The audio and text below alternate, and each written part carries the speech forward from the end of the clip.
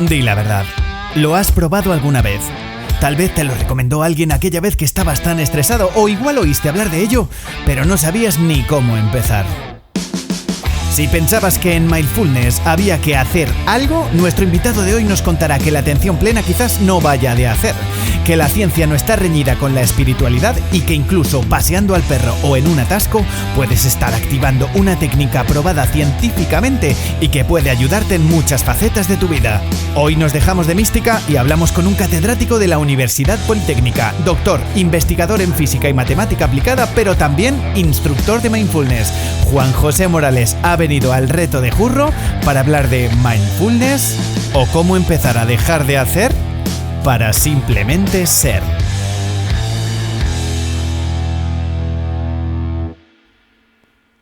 Me decían por ahí, no duermo por la noche, ¿has probado el Mindfulness?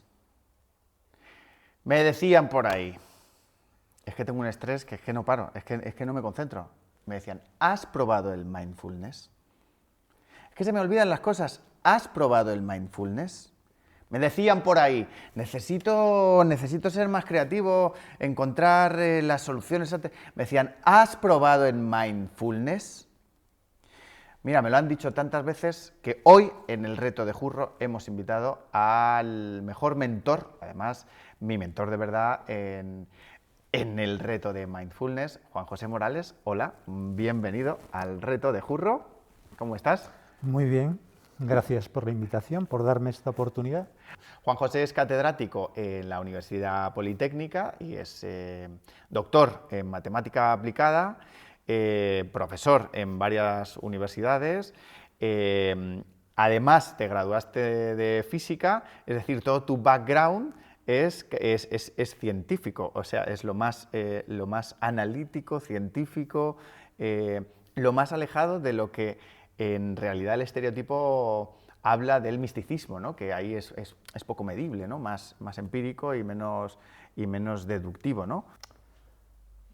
Yo no encuentro en absoluto ningún tipo de contradicción entre ambas. Es decir, yo creo que hay que distinguir, por ejemplo, entre ciencia y técnica, en primer lugar. Una cosa es la ciencia en sí, y otra cosa es la técnica. La técnica utiliza aplicaciones de la ciencia, pero son dos cosas diferentes. La ciencia es algo que intenta entender el mundo, intenta entender el universo en realidad, ¿no? Intenta comprenderlo de alguna forma, ¿no? Hay muchas formas de acercarse a la realidad, no hay una única forma, ¿no? Entonces, una de las formas es la aproximación científica. Nos acercamos a la realidad e intentamos comprenderla. Utilizamos determinada tecnología, entre comillas lo de tecnología, ¿no? Determinadas herramientas para entender la realidad. Utilizamos las matemáticas para entender la física. A su vez, ahí está el resto de... Podemos pasar a la química, etcétera, etcétera, si pensamos desde un punto de vista lógico, por decirlo de alguna forma. Pero por otra parte, esa es una forma de acercarte a la realidad. Pero, por ejemplo, la ciencia actual, concretamente yo ahora en los últimos años he vuelto a la física, más teórica, por decirlo así, y me interesa la mecánica cuántica. Entonces, de alguna manera casi bordea el misticismo, ciertos aspectos de la realidad que no entendemos, ¿no? Que es una partícula, es realmente una partícula, es una onda, ¿qué es? ¿No? Hay problemas de dualidad, ¿no? Entonces no está realmente tan alejado. Realmente la ciencia actual, y en particular lo que sería la mecánica cuántica concretamente, no está alejada en absoluto de concepciones que bordean el misticismo. Sí, sobre todo porque es difícil, o sea, es fácil, bueno, iba a decir que es fácil explicarlo, pero es que ni siquiera es fácil explicar la mecánica cuántica. No, de hecho hay una frase famosa de un gran científico físico del siglo XX, Richard Feynman, que dice: realmente nadie entiende la mecánica cuántica. Él fue uno de los que creó una nueva aproximación a la mecánica cuántica. Es algo llamativo, ¿verdad? Hay muchas formas de acercarse a la realidad. Primero, distinguir ciencia y técnica es esencial, en mi opinión, ¿no? Pero que no hay contradicción en absoluto, en mi opinión, no hay contradicción con lo que sería la ciencia en sí. Por el contrario, yo creo que se complementan, ¿no? Mindfulness es simplemente acercarte a la realidad viendo cómo es la realidad. ¿Cómo sería una sesión de mindfulness para que nos hagamos una idea? Ante todo, es una técnica. Esto es esencial. Es una técnica, como digo, para acercarte a la realidad. ¿Eh? Y como tal técnica, pues exige una cierta disciplina. Entonces, hay esencialmente dos formas de practicar mindfulness. La práctica formal, que es la meditación formal. O sea, yo cada día dedico alrededor de media hora, 3/4 de hora a meditar. Y yo me siento, encuentro mi hueco, mi momento del día para poder hacerlo. En mi caso yo me puedo sentar en suelo o me puedo sentar en una silla, simplemente, ¿no? Y dedico ese tiempo a mí mismo para desarrollarme yo como persona. Entonces en ese momento es un momento de recogimiento, yo diría. Es un momento de contemplación. Es un momento en que yo trato de desarrollar la faceta de ser que tenemos todos dentro. Es algo milenario que viene de muy atrás, ¿no?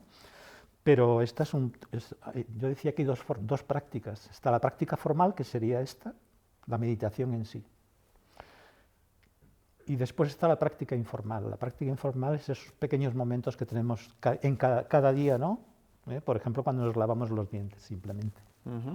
Entonces, eres consciente de que te estás lavando los dientes. Estás viviendo el momento presente. Eso es parte esencial de mindfulness. Vivir el momento presente. Claro que nuestra mente, constantemente, y cuando meditamos, somos muy conscientes de ello, valga la redundancia, nuestra mente continuamente nos trae historias del pasado, proyectos del futuro, cosas que hemos hecho mal, que hemos hecho bien, y hay aspectos dolorosos muchas veces en esos recuerdos, ¿verdad? O estamos pasando un duelo, sencillamente, ¿no? Entonces, mindfulness lo que hace es, utiliza el propio cuerpo como una base para dejar ir esas historias de nuestra mente y ser muy conscientes que los pensamientos son los pensamientos y que tú no eres tus pensamientos. Qué bonito, ¿no? Tú no eres tus pensamientos. No es fácil, no digo que sea fácil hacerlo, pero esa es una idea esencial, ¿no? Ser muy consciente de que tus pensamientos, para poder observar tu propio yo de alguna forma, ¿no? Que está ahí, ¿no? Y si no eres tus pensamientos, ¿qué eres? Eres otra cosa. Yo no sé definir qué soy, en realidad, pero eres otra cosa. Eso está claro. Y cuando meditas tú te das cuenta. Existe la mente y existe la conciencia. Y no son exactamente lo mismo. ¿Y cómo nace? Porque yo tengo la sensación, ¿no?, de que es una práctica relativamente nueva, ¿no? O por lo menos tiene un nombre con mucho marketing. Más o menos conciencia plena o algo así. Por eso será, por todo esto que estamos hablando de conciencia plena, por lo que todo el mundo me dice y por lo que yo veo también que mucha gente necesita practicar el mindfulness. Bueno, vamos por partes. Yo creo que hoy en día se ha popularizado muchísimo. Es una palabra que está de moda. Con las modas siempre hay que ser precavido. Al menos creo yo. Hay que ser prudente con ellas, ¿no? Porque muchas veces nos encontramos personas que realmente son sobre el papel son instructores de mindfulness, pero realmente no han entendido lo que es mindfulness. Hay una parte comercial con la cual tenemos que ser cuidadosos. Vamos por partes. Yo tuve mucha suerte, en el sentido de que yo hace 3 años que me interesé por mindfulness, por razones diversas, de trayectoria vital a veces, ¿no? De eso te quería preguntar ahora. Vital. Ahora te voy a rascar por ahí. Ahora voy a rascar. De trayectoria vital y no sé, uno desemboca ahí finalmente, ¿no? Nunca, cuando uno llega a ese tipo de vivencias o de experiencia o de viaje espiritual, no llega uno porque sí. Llega por alguna razón. Esto es así, ¿no? Mindfulness surgió como una idea de cómo utilizar una técnica milenaria basada en el budismo para que seamos algo más felices. Fue Kabat-Zinn, en Estados Unidos, en la Universidad de Massachusetts, que introdujo un curso de 8 semanas. Él es médico, terapeuta, psicólogo. Cosa que también me interesa. Sí. Entonces, él introdujo un curso de 8 semanas como un experimento. Y entonces, pues resultó que ese experimento tuvo un éxito fantástico, y es un curso que se ha ido repitiendo año tras año y se ha extendido. De pronto es una práctica pues, que se ha extendido por el mundo occidental, ¿no? Pero en realidad viene del saber budista. Lo que hizo Kabat-Zinn muy inteligentemente, yo creo, fue despojar esa técnica budista de todos los elementos místicos, ¿de acuerdo? Y centrarse en la técnica. Porque además, de alguna manera, trataba de difundirla en Occidente. Claro. Teniendo en cuenta un poco la tradición cultural, ¿no?, occidental, donde esto de sentarse y empezar a meditar sin más, pues claro, no era algo que tuviésemos muy claro cómo hacerlo, ¿no? Mindfulness lo centra el foco en lugar de los cristianos, donde existe un recogimiento también, existe un silencio, hay un recogimiento, ¿no? Y también un acercamiento a la realidad diferente al modo hacer, pero lo centra en el modo ser y en el modo contemplar. Cuando se habla de vida contemplativa, ¿qué entendemos por vida contemplativa, por ejemplo? Lo digo por acercarnos a algo que culturalmente... De lunes a domingo es la vida contemplativa. ¿Qué es, no? Es la pregunta, ¿no?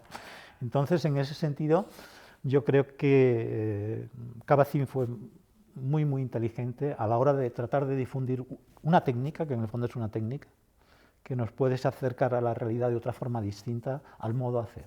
Yo digo modo hacer y modo ser, ¿no? Como dos modos distintos de entender la realidad. Cuando hablamos de la ciencia está el modo hacer, podemos pensar en el modo hacer, pero cuidado que a veces bordea el modo ser también. ¿Ah, sí? Sí, puede bordearlo, como estábamos comentando, por ejemplo, en mecánica cuántica.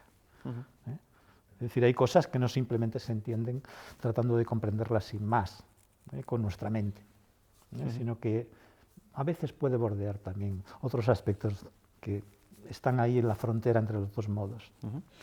Y Juanjo, ¿para quién recomendarías el mindfulness? ¿Para quién? Sí. Yo creo que la experiencia, que es lo que dice, ¿no? Se ha utilizado en Occidente, por ejemplo, estos cursos para mejorar la situación terapéutica de determinadas personas con problemas de estrés, problemas de depresión. Hay que ir con ojo también y cuidado con esto, ¿eh? O sea, es decir, yo creo que esto tiene que ir muy en consonancia con un terapeuta que trabaje en ese campo. Por ejemplo... O sea, no dejarlo solo a manos de... En absoluto, claro, en absoluto. Claro. Es decir, yo creo que tiene que ser algo complementario y en consonancia. Por ejemplo, en problemas de depresión se aconseja, por lo que yo recuerdo en las conversaciones que hemos tenido con expertos, ¿no?, se recomienda, por ejemplo, que se haga cuando se está retirando la medicación. ¿Ah, sí? Sí. Sí. Y problemas, por ejemplo, psicóticos, hay que ir con mucho cuidado, ¿eh?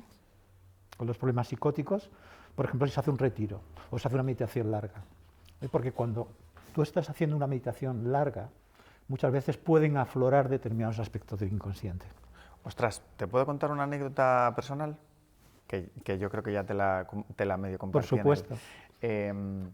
Yo, antes de entrar en el curso contigo, hice con Bea una aproximación cuando falleció mi padre, y entonces había como muchos sentimientos ahí, y entonces pues fui a un taller intensivo de un fin de semana.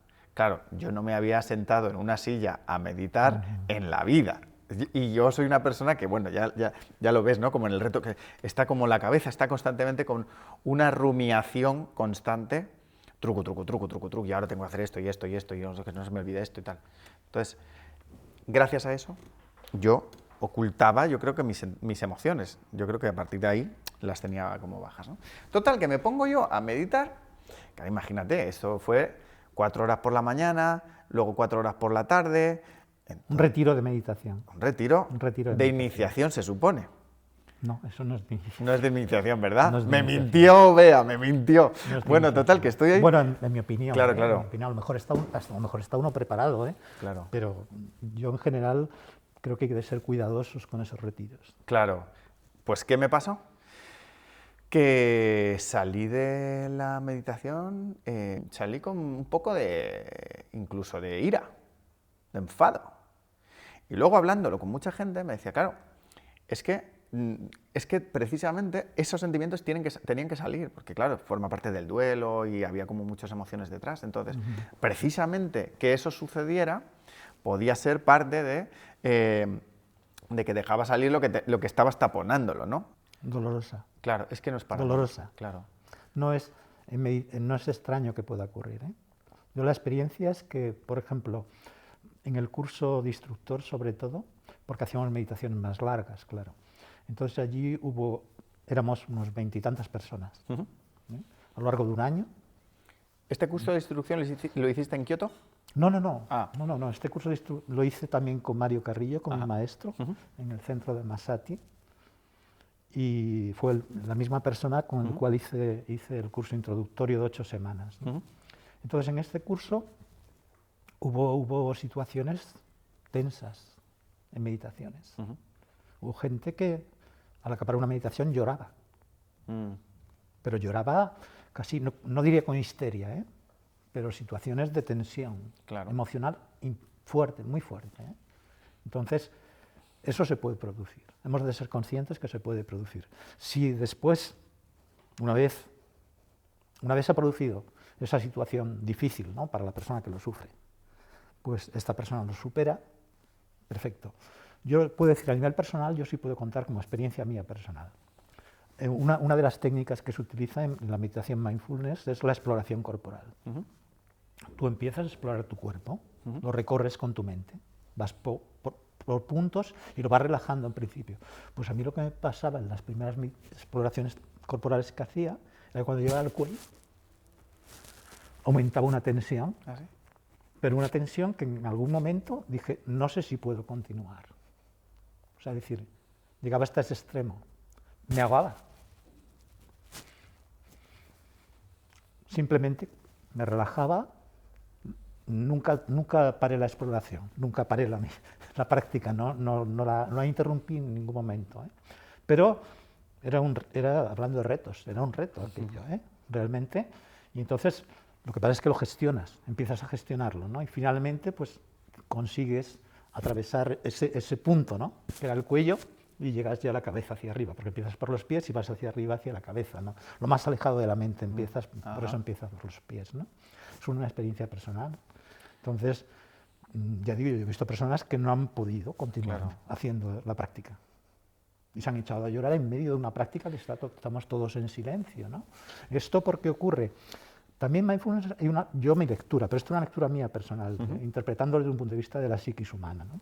Sí que en un sentido amplio, ¿eh? Entonces, es que mindfulness va de lo consciente a lo inconsciente. Es algo muy curioso porque a priori tú partes de lo consciente, tú tratas de ser consciente de ti mismo, pero en ese momento se va abriendo una puerta del inconsciente. ¿Y qué hay ahí debajo? Es la pregunta. Cuando tú te quedas solo contigo mismo, ¿no? Porque al final nos quedamos solos con nosotros cuando meditamos.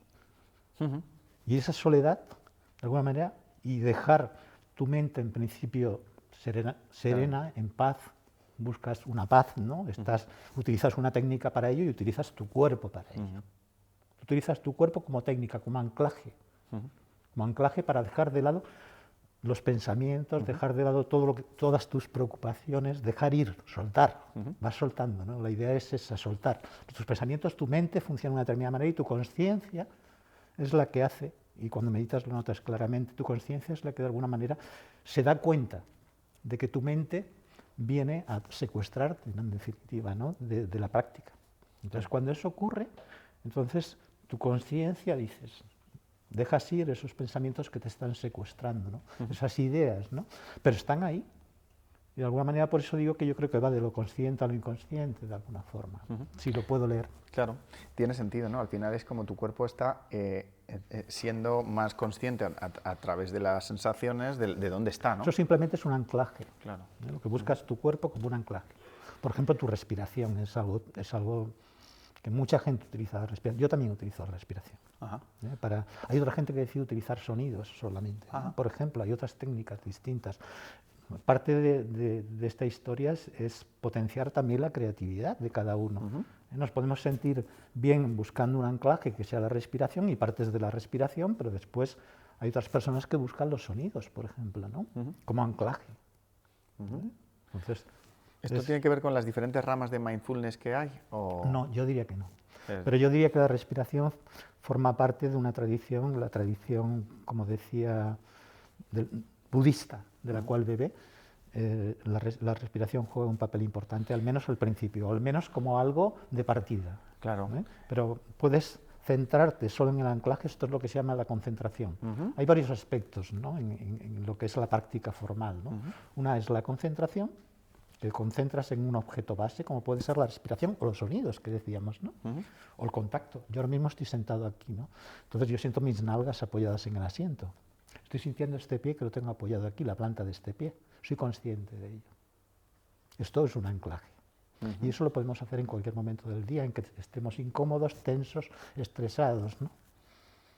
Noto este apoyo aquí, este brazo, ¿no?, que lo tengo apoyado aquí, por ejemplo, o esta mano que la tengo apoyada aquí, pero sobre todo noto las nalgas apoyadas en mi asiento. Y eso es un contacto sólido. Y en la misma meditación formal lo puedes hacer. Pero también puedo notar mi respiración. Son anclajes. Y esto es lo que se dice, digamos, es la parte de concentración de mindfulness, que se dice a veces. Pero después está la mente que se dice abierta, que te abres a todo.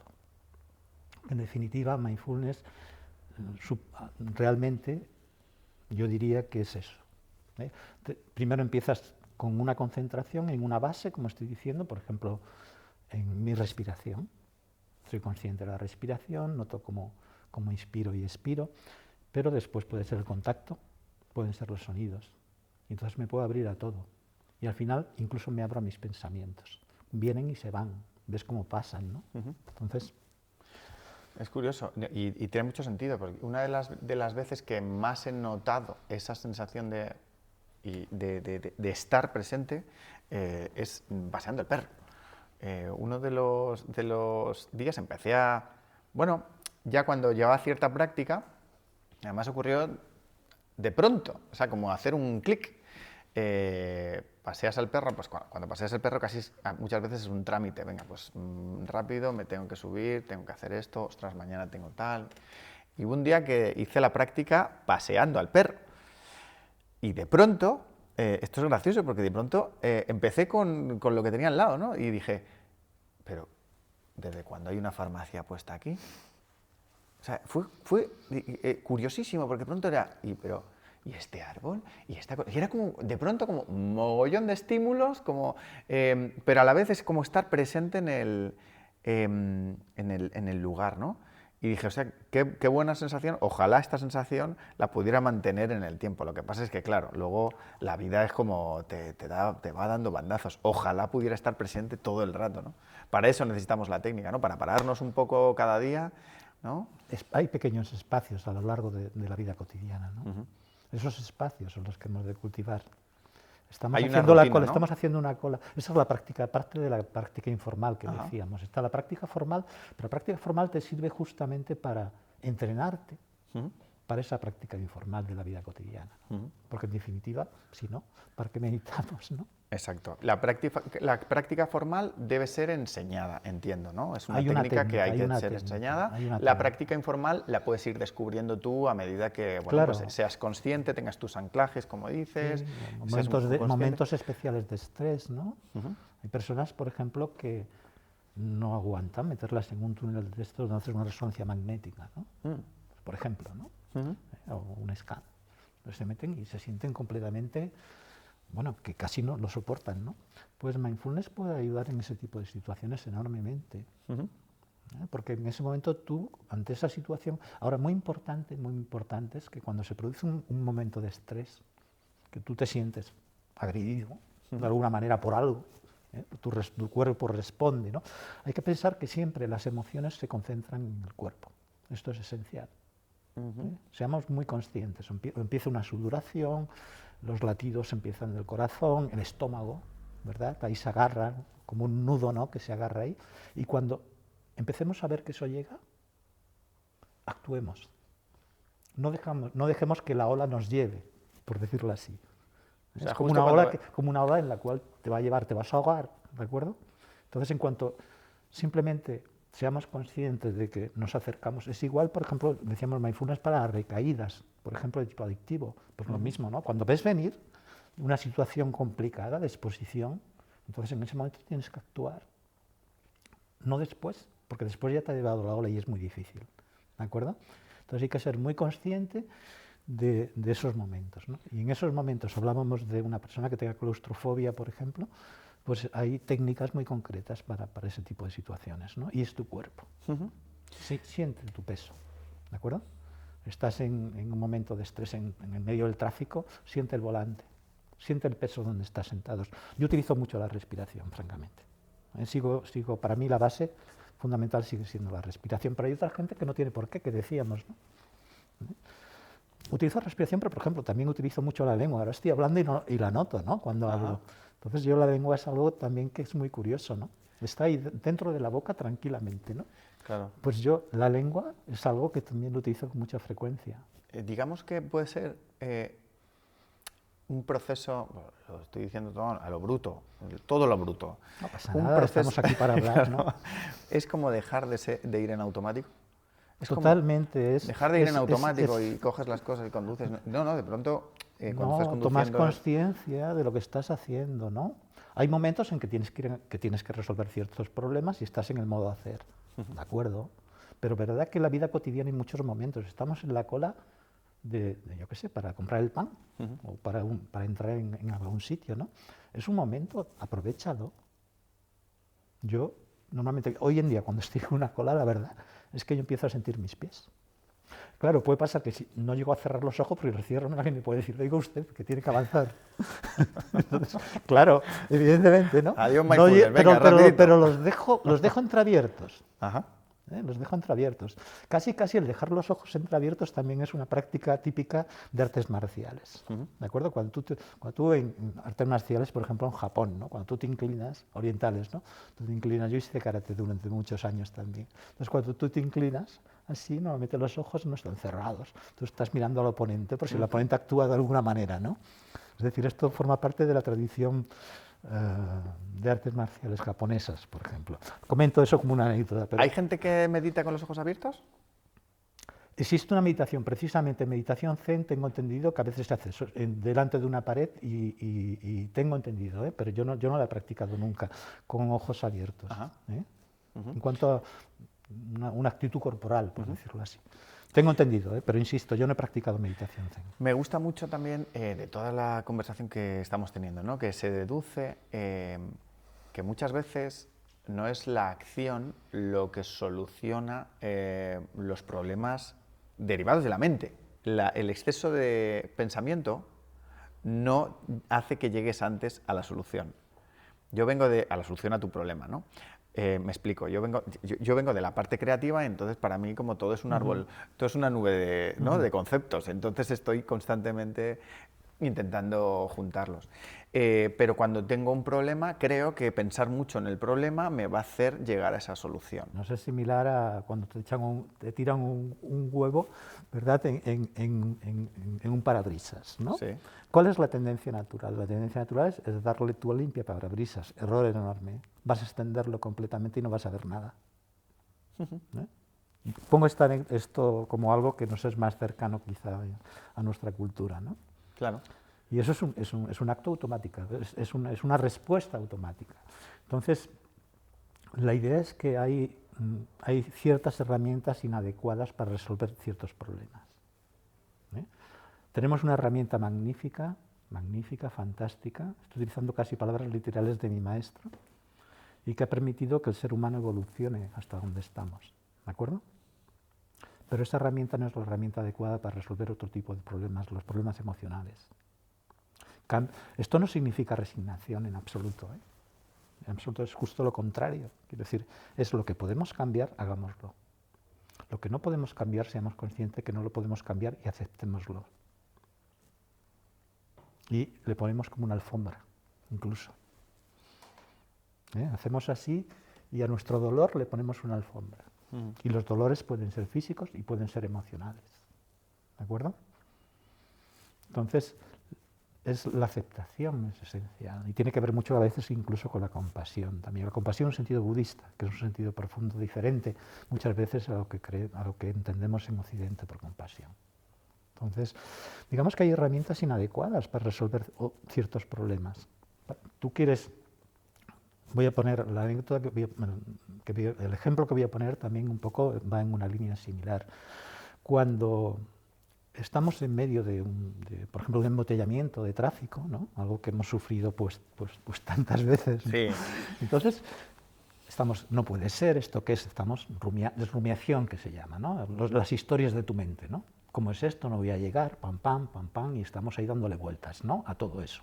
Y estamos de mal humor, además, encima, ¿no? No estamos mirando lo que tenemos al lado, ni nos damos cuenta tan siquiera de lo que está a nuestro lado. No ya las personas, otros, sino simplemente si estamos pasando pues, por un edificio que nunca hemos visto, ¿verdad? Y estamos ahí. Si paramos, en ese momento dejas espacio. Pero dejas espacio incluso para estratégicamente utilizar una estrategia distinta del modo de hacer. Y es, no recordaba, pero aquí tengo esta calle que me da una opción y a lo mejor puedo salirme del embotellamiento y llegar antes a mi destino. Porque tus propias emociones no te dejan ver. Este es el problema. Es decir, no es que el modo ser, que decíamos, ¿no? el modo de sentir lo que tienes a tu alrededor, de vivir ese momento, está en contraposición con el modo de hacer. El modo de hacer es fantástico, nos ha permitido eso, tener la tecnología que tenemos y estar donde estamos, ¿no? como seres humanos, ¿no? Pero está el modo ser, ¿no? Y el modo ser es otra forma de aproximarte, como decía, a la realidad. El problema es el problema no son las emociones, el problema son las emociones de las emociones. ¿Cómo? Las emociones de las emociones. El problema no es el dolor, el problema es cómo tú gestionas ese dolor.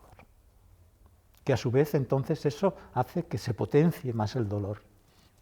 Claro. Muchas veces, ¿no? En ocasiones se potencia tanto el dolor físico como el dolor emocional, ¿no? Porque te llegas hasta a frustrar, ¿no? Y te sientes culpable por sentir eso, o sea, vas sumando... Sí, vas sumando... Bueno, a ver, las caídas, por ejemplo, de problemas depresivos, ¿no? Son muchas veces, o están vinculadas a este tipo de reacción, ¿no? Que es humana, por otra parte, ¿no? Pero es un enfoque inadecuado. Inadecuado. Tratas con unas herramientas que no toca tratar a ciertos problemas. Los problemas emocionales no se deben tratar con ese modo hacer, por decirlo así. Cuidado, no estoy diciendo que sea fácil, en absoluto. Pero mindfulness es una técnica, como digo, es budista, y esto lo que hace es tratar de generar, ¿no? Generar ciertos mecanismos de respuesta ante problemas que se salen de ese modo de hacer, ¿no? Simplemente es eso, ¿no? Claro. ¿Qué tengo que hacer? Yo me siento a meditar, ¿no? ¿Y qué hago? No, es que lo más curioso es que no tengo que hacer nada. ¿Y cómo que no tengo que hacer nada? Claro, tu mente está ahí, ¿no? ¿Cómo es esto? Pero si estoy aquí sentado ahora mismo, ¿no? Cuando tengo que hacer esto, lo otro, de más allá, oye, lo que me pasó ayer, y entonces ves cómo tu mente te va continuamente trayendo historias, claro que te las va trayendo. ¿Pero qué haces? Sencillamente las dejas ir. Y no es que sea negativo que te traiga historias, porque nuestra mente funciona así. Ya lo sabemos que funciona así. Lo que haces es que eres consciente de que estás dedicando un momento a ti mismo, a tu silencio, y estás generando un espacio de silencio dentro de ese devenir, digamos, un poco cotidiano, que muchas veces es una especie de locura, ¿no? Pero que tiene sentido, todo el sentido del mundo. Si tú no dejas espacio, o sea, si tú estás constantemente dándole espacio a esa rumiación, no dejas espacio para ver lo que decías, esa calle a la derecha, esa emoción, esa idea. A mí me ha pasado muchas veces eso, de terminar de meditar y verlo claro. Y digo, ostras, pero ¿cómo puede ser que de una hora para acá me haya cambiado, me haya dado la vuelta al calcetín, de verlo todo de una manera a decir, hostia, tengo la solución? Y muchas veces porque tu cerebro baja la intensidad, deja estar, ¿no? Hay una aceptación de lo que estás sintiendo y hay un espacio que de pronto se cuela por ahí algo, ¿no? Una emoción, un pensamiento, algo diferente, ¿no? que te cambia, ¿no? Sí, claro, o sea, tú en definitiva estás dejando espacio a una parte de ti que está reprimida. En realidad es eso. necesitamos más mindfulness, ¿no? Notas que hay una necesidad de esta sociedad, estamos como muy en la productividad, ¿no? Somos la sociedad del cansancio, ¿no? Y yo me lo aplico, que tengo un reto de 365 días que voy Dios mío, es que me faltan horas en el día, pero lo necesitamos más, ¿no? A ver, yo te voy a contar cuál fue mi situación personal, profesional, cuando vino el confinamiento. Esto viene a cuento respecto a lo que dices, ¿no? Hubo que reconvertir toda la enseñanza. O sea, yo soy profesor en la universidad y de pronto vino aquella ola también que nos llevaba sin esperarlo, ¿no? Y de pronto hubo un momento de un estrés terrible, ¿no? Porque había que reconvertir toda la enseñanza que era presencial y hacerla telemática, ¿no? Con todo lo que conlleva. Yo pasé por todos los periodos típicos de contestar emails resolviendo dudas de alumnos. Yo doy clases de matemáticas. Contestar dudas por email, pero imagínate lo que significa. ¿Dónde están las fórmulas en el teclado? ¿No? Imagínate lo que significa, ¿no? Enviando ficheros a los alumnos. Era algo horrible, ¿no? Después hice un vídeo, además yo estaba explicando algo que necesitaba una pizarra, con lo cual hice un vídeo con dibujos, ¿no? Para los alumnos que tenía, ¿no? Y finalmente pues llegó una tableta gráfica y eso ya es lo más parecido a una pizarra, ¿no? Telemática, una pizarra telemática, y eso pues ya la situación se normalizó entre comillas, ¿no? Volvió a ser un poco más razonable, ¿no? Te cuento esto porque en esos momentos de estrés terrible yo seguía meditando, yo encontraba mi hueco para meditar, a pesar de la multitud de tareas que yo sabía que tenía a lo largo del día, ¿no? Que tenía que hacer, ¿no? Pero a pesar de todo yo encontraba mi hueco para meditar. Porque encontrar ese hueco para meditar lo que hace es que después optimizas el tiempo. Es lo que comentábamos justamente. Eso te permite optimizar el tiempo. No es una pérdida de tiempo. Esa sensación, ¿no? De me siento, ¿no?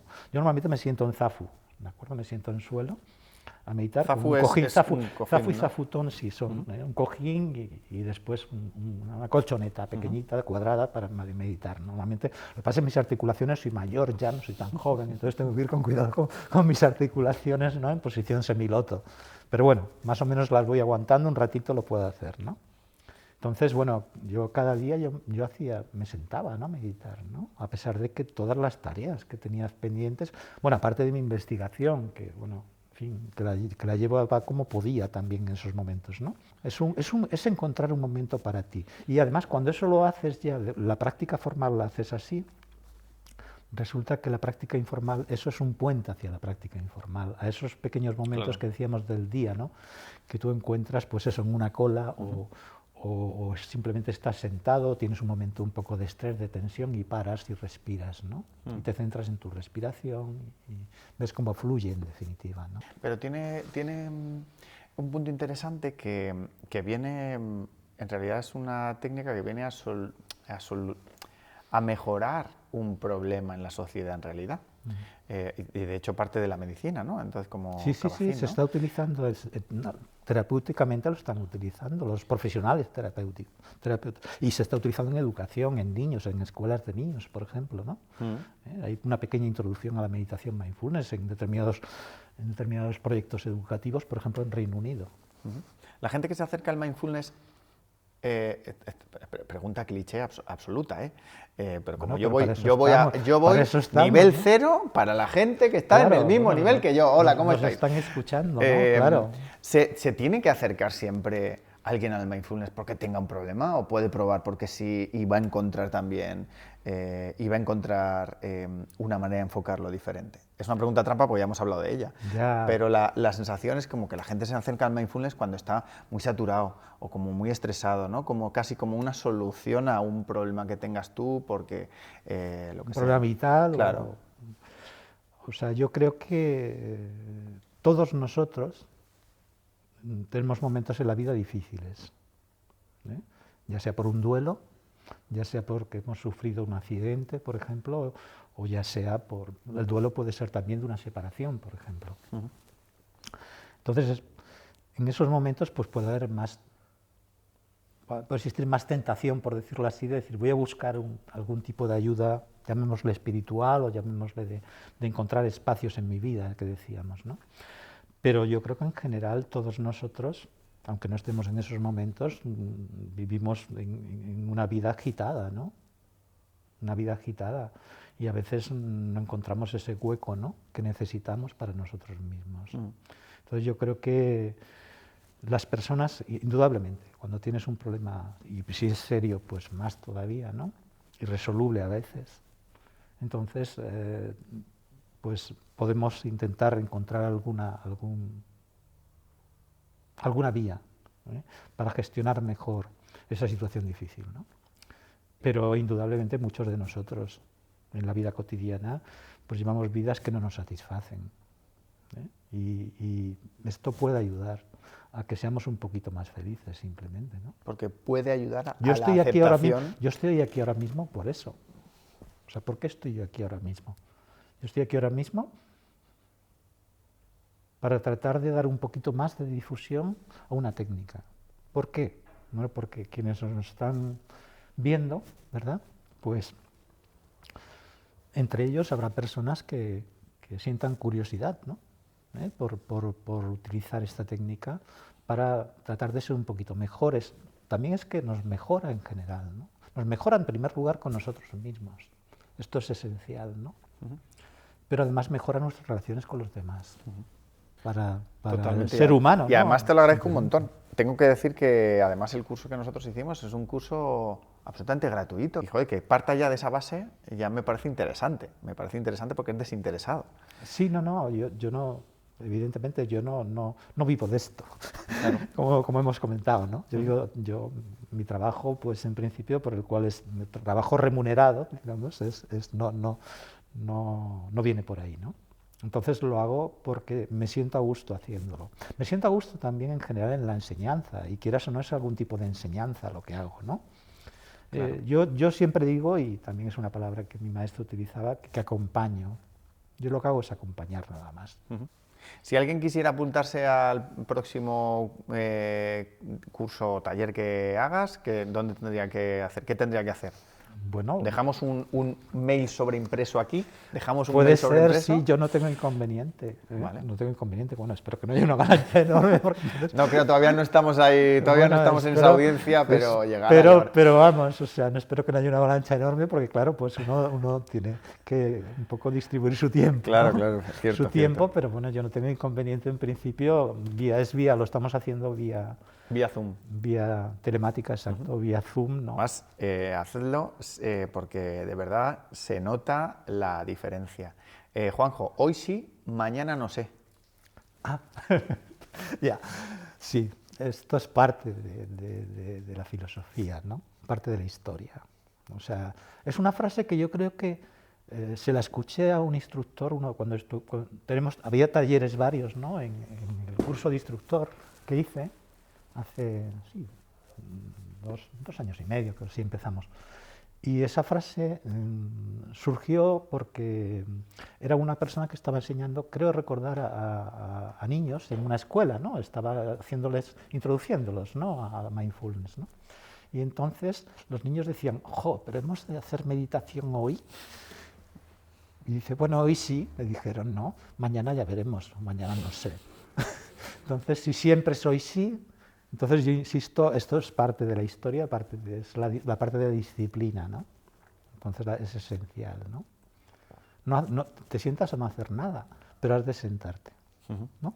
Hay que buscar eso y... Claro, hay que buscar ese hueco para y también sentarte. aprender, que por eso también los talleres y los cursos, también para esa parte formal te puede venir bien, ¿no? Sí, claro. Vamos además vamos a tener un vídeo que estará seguramente, si ha salido ya, estará por ahí, lo encontraréis arriba, o si lo estáis escuchando en Spotify o otras plataformas, buscadlo porque vamos a hacer una meditación guiada para personas que no se han acercado nunca a esto. Juanjo nos va a hacer como 10-15 minutos para probar. Para ver qué pasa, ¿no? A partir de ahí. Juanjo, última cosa, abusando ya de tu tiempo al máximo. 5 consejos o 5 claves para acercarse a la meditación o al mindfulness y sacar partido y empezar a notar alguna cosa. Si yo tuviese que elegir, ¿no?, y parece ser que lo tengo que hacer, entonces, a ver, yo simplemente citaría 5 de los puntos principales que considera la persona que introdujo mindfulness, Kabat-Zinn, y él hablaba de los fundamentos de mindfulness en el capítulo 2 del libro sobre cómo gestionar las crisis o algo así, y ahí comentaba varios fundamentos, ¿no? Eran 7, creo recordar, pero yo voy a citar 5 de ellos, que de alguna manera, alguno de ellos yo creo que incluye a más de uno de los que él comentaba, ¿no? No enjuiciar. No enjuiciar, ¿por qué no enjuiciar? Porque normalmente cuando nos acercamos en la vida cotidiana, ¿no? Conocemos una persona, hemos tenido un problema con alguien, entonces enseguida ponemos etiquetas. Me gusta, cuando preguntamos incluso a nuestra pareja o a un amigo, oye, ¿qué te ha parecido esta persona? Fijaros cómo respondemos en general, ¿no? O pues no me termina de convencer, es una persona que no la entiendo, no termino de comprender esa reacción que ha tenido, en definitiva, no me gusta. Dejemos de hacer ese tipo de afirmaciones, ¿no? Y tratemos de mirar a esa persona tal cual es. Los hechos son los hechos, los que haya, y pueden ser varios, ¿no? Entonces, pero tratemos de no enjuiciar, de no opinar, ¿no? O sea, eso lleva a la maledicencia en el fondo, ¿no? Y a muchos problemas que tenemos, por ejemplo, en nuestro trabajo, a veces en la comunidad en la cual nos movemos, ¿no? No enjuiciar. Mente de principiante, tú lo has citado antes, ¿de acuerdo? Mente de principiante es acercarnos con los ojos de un niño a la realidad. Antes hablabas cuando sacabas al perro, yo hablaba pues cuando estabas en medio de un atasco, ¿no? Entonces, mente de principiante, ¿no? Y yo como ejercicio, si recuerdas, ¿no? En el curso yo comenté en algún momento, prueba con tu pareja, no se lo digas a tu pareja, pero prueba con tu pareja a mirarla como si fuese la primera vez que te cruzas con ella, ¿no? ¿Cuántas veces nos cruzamos con tantas personas en la calle si llevamos una rutina, ¿no? A nuestro trabajo, ¿no? Y a veces coincidimos con la misma persona cuando nos hemos cruzado, nos hemos dado cuenta de esa persona. ¿Has mirado los árboles? ¿Has mirado las nubes del cielo cuando sales? Hay tantas cosas para ver. De pronto es un bombardeo, ¿eh? Cuando tomas conciencia, lo que tú decías, ¿no? Cuando sacabas al perro, cuando tomas conciencia de esto, de pronto te das cuenta de la cantidad de información, ¿no? En definitiva, es vivir el momento, ¿no? Vivir el momento y no dejar pasar la vida, ¿no? Porque la vivimos que sepamos una vez, ¿no? O al menos que nos acordemos de ella una vez, ¿no? No sé qué dice la mecánica cuántica de eso. Bueno, dice otras cosas. Mente de principiante, decíamos, ¿no? Disciplina, la hemos comentado, ¿no? No quiere decir... Kabat-Zinn habla también de no esforzarse. Prefiero no hablar de no esforzarse porque es un concepto que puede entrar en conflicto con la disciplina. Pero esa ha de ser disciplina. Siéntate a meditar, ¿no? Siéntate y seguramente vas a ver sus beneficios. O sea, has de tener confianza en ello también, ¿no? Confianza también lo introduce Kabat-Zinn, pero yo estoy un poco, digamos, sintetizando, ¿no? De alguna manera, ¿no? Entonces, aceptación. Lo que decía, pongamos la alfombra a lo que viene, ¿no? Sea como sea, aunque sea doloroso. Esto es lo más difícil, ¿no? Quizá. Sí, es muy difícil, normalmente lo rechazamos. ¿Cómo se puede aceptar algo que... Un mal olor lo rechazamos, ¿no? Lo rechazamos. Es muy difícil, realmente es muy difícil, porque lo que no nos gusta lo rechazamos, ¿verdad? Pero curiosamente, cuando tú finalmente llegas a una aceptación, en ese momento se produce como algo extraño. Es muy curioso, ¿eh? Porque, por ejemplo, en un problema de estrés o de ansiedad, estrés o ansiedad ya, digamos, médico, o sea, ya algo que esté ya así diagnosticado, ¿no? Cuando tú tienes un momento de ansiedad, por ejemplo, una crisis de ansiedad, a medida que tú vas notando que aumenta la ansiedad y el estrés, se va generando más estrés y más ansiedad. Cuando lo rechazas. Es muy curioso. Esto es como la analogía que yo pondría, es cuando una persona está en arenas movedizas. Cuanto más se mueva, más hueco crea, y ese hueco hace que se hunda más deprisa. Cuanto más oposición tenga, vaya en contra de eso. Es curioso, ¿no? Pero de forma natural tu mente lo rechaza, claro. Sin embargo, si hay un momento, es muy importante, como decíamos, verlo venir, ¿eh? Eso es esencial, verlo venir. Cuando lo ves venir, en ese momento, acúnate a ti mismo. Acúnate. Y acúnate al mismo tiempo, ¿eh? Le abres abres la puerta. Y hay una técnica para ello. Hay creo que son tres fases, aunque a veces esas 3 fases se confunden entre sí, ante momentos de estrés y ansiedad, de dolor en general, ya sea físico o psíquico. Digamos, esta afloja, tranquiliza y permite. Primero afloja es tu cuerpo. Por ejemplo, la ansiedad o el dolor emocional se va a concentrar en una parte de tu cuerpo. Localiza dónde está. Y afloja tu cuerpo. Normalmente te pones tenso, ¿no? Al revés, ¿no? ¿Te pones tenso? No. Aflójalo, haz lo contrario. Es curioso, ¿no? Haz lo contrario de lo que tú harías, ¿no? Esa tensión. Céntrate en tu respiración, por supuesto, busca un anclaje, ¿no? El que tengas habitualmente, el que sea, ¿no? Yo es la respiración lo que utilizo y entonces afloja, tranquilizas como un masaje que estás haciéndote a ti mismo. Te quieres, ¿no? Tiene que ver con la autocompasión, para ser exactos. Y permite, no rechaces, déjalo que venga. Y entonces se produce un fenómeno muy curioso, ¿no? No siempre, porque hay situaciones pues que son insalvables de alguna manera, ¿no? Pero se puede producir. En ocasiones ese fenómeno en el cual una situación que tú creías que no era superable, ¿verdad? Que no podías con ella sencillamente, ¿no? Que te hundías. De pronto ves que has pasado y la has dejado ir como un junco, ¿no? Que se mece con un vendaval, ¿no? Y después haces así simplemente, ¿no? Muy curioso, ¿no? Qué bueno. Sí. Pues Juanjo, millones de gracias. Ha sido súper inspirador. Espero que a la gente también que lo esté escuchando, que le esté viendo, le sirva. Vamos a hacer ahora, te voy a despedir, ¿vale? Te voy a despedir, pero vamos a hacer una meditación también, 15 minutitos. Hoy mi meditación va a ser esta, que yo ya sabes que soy una persona disciplinada, ya todos los días estoy meditando, todos los días. ¿Por qué dices que es 6 de cada 7 días? ¿Te dejas un día para no...? Es algo que francamente vino de mi maestro. Aquí sí, no he sido muy creativo, porque él lo hace así. 6 de cada 7 y por eso yo el domingo descanso. Como Dios. Exactamente. Y te quedas como Dios. Pero sigo con la práctica informal, pero no me siento, digámoslo así. Vale, fenomenal. Pues te agradecemos un montón el tiempo y las enseñanzas como buen mentor, en este caso además un mentor de verdad, un instructor de verdad, un doctor. O sea, tenemos una de las personas más ilustres que han pasado por este programa. Te lo agradecemos y nada, y a todo el que quiera interesarse un poco más por la práctica o por el curso, si hay plazas disponibles y Juanjo puede, y esto no es una avalancha, pues dejaremos un correo electrónico por ahí para que se informe. Así que nada, muchísimas gracias, Juanjo. Nada, gracias a ti por invitarme y un poco gracias a todo el mundo que nos está escuchando. ¿Sí? Acuérdate de suscribirte, de darle al like y todas estas cosas que siempre decimos y mandárselo a todas las personas que le pueda gustar.